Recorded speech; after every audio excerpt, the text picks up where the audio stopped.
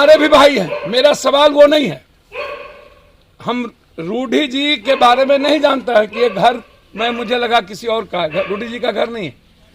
लेकिन ये एम्बुलेंस यहाँ क्यों रखा हुआ है, सवाल ना रूढ़ी जी का है और न पप्पू यादव का।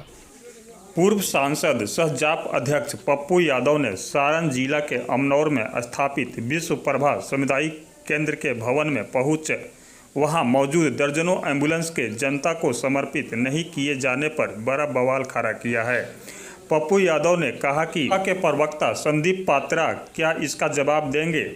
हम बता दें कि पटना से सिवान जाने के क्रम में छपरा के भाजपा सांसद राजीव प्रताप रूढ़ी के पैतृक गांव में उनके सांसद कोष से पंचायत एम्बुलेंस सेवा योजना के तहत दर्जनों एम्बुलेंस को खरीदकर उसे विश्व प्रभा सामुदायिक केंद्र के परिसर में रखे जाने की सूचना पर जाप अध्यक्ष वहां पहुंचे और टेंट तिरपाल से घेर कर रखे गए एम्बुलेंस को कोरोना काल में सदर अस्पताल में नहीं दिए जाने और कोरोना काल में एम्बुलेंस के लिए तड़पते तरसते लोगों को उपलब्ध नहीं कराए जाने को अपराध करार देते हुए जांच की मांग की। आपको बता दें कि एक निजी चैनल पर कोरोना संकट पर परिचर्चा करते हुए जब पप्पू यादव ने कहा कि उन्होंने 7 वेंटिलेटर निजी कोष से खरीद कर रखा है और जब जरूरतमंद जनता उनसे संपर्क कर मदद की गुहार लगाती है तो वह उसे वेंटिलेटर देते हैं और रेमडेसिविर इंजेक्शन भी उन्होंने कालाबाजारियों से खरीद कर रखा है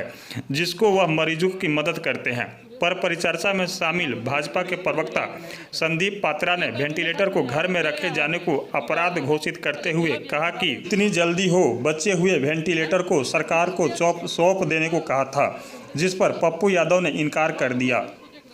परिचर्चा के अगले ही दिन पप्पू यादव अमनौर पहुंचते हैं और वहां छुपा कर रखे गए एम्बुलेंस को लेकर स्थानीय सांसद और संदीप पात्रा से सवाल किया कि यह क्या है।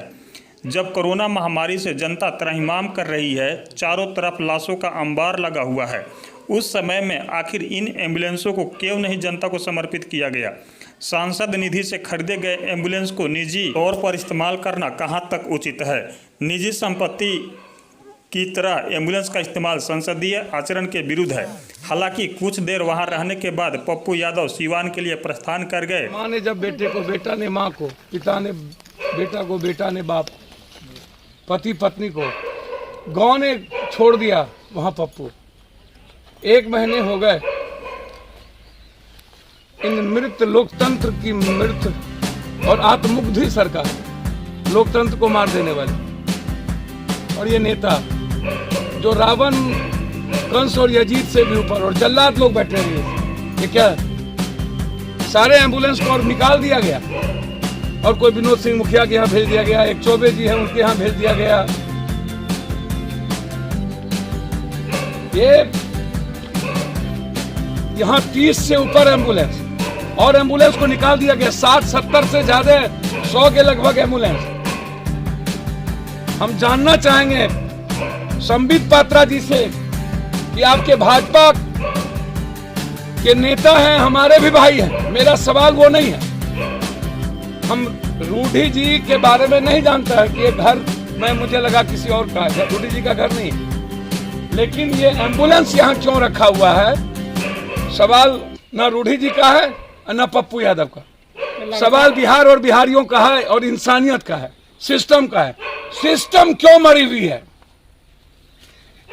100 एम्बुलेंस जो लोगों के लिए काम कर सकती थी, इसको पटना में लगाते, छपरा में लगाते, सिवान में लगाते, सिवान की जनता को फ्री करते।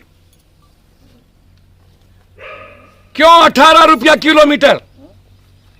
क्यों नहीं कोरोना की बीमारियों को फ्री किया गया सरकार के द्वारा? क्यों नहीं कोरोना की दवाई सरकार के द्वारा फ्री देने की बात हुई? कोरोना के समय 5 लाख का बीमा क्यों नहीं? आरोप है कि स्वर्ण होने के कारण हम लोगों क्यों को किसी भी प्रकार पूरा का पूरा देश और बिहार कोलैप्स हो गया, हर घर में लाश और कफन, 10 वर्षों फिर से बहाली क्यों? इस NH-19 का मैं इंक्वायरी की मांग करता हूं चल रहा है और यहाँ के सिविल सर्जन पे अलाइनमेंट में बदलाव अविलंब कार्रवाई होनी चाहिए, जिसके कारण छपरा के लोगों मुकदमे को लगने चाहिए। जाने में काफी परेशानी का सामना करना पड़ता है। मैं जांच का विषय मैं उठाता हूं।